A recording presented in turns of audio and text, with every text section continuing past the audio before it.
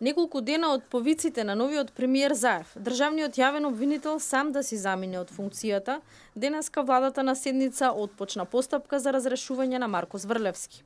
Во владиното соопштение како причина стои незаконско и ненавремено извршување на функцијата, а иницијативата пред да оди во собранието треба да добие мислење од Советот на јавни обвинители. Позитивно или негативно, Советот на обвинители на седница треба да се изјасни по владината иницијатива во рок од 15 дена.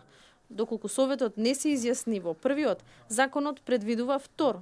Но и ако по месец дена членовите не достават мислење, иницијативата на владата ќе се смета за одбиена.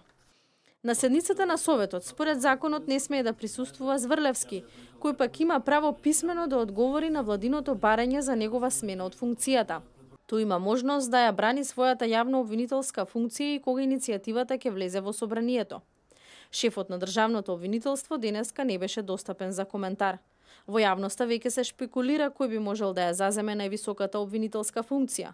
Според законот тоа би можело да биде обвинител со 10 години стаж, судија или пак професор кој предавал правен предмет повеќе од една деценија. За државен обвинител, Зврлевски беше избран од позицијата шеф на Скопското јавно обвинителство, а претходно работеше како обвинител во организиран криминал.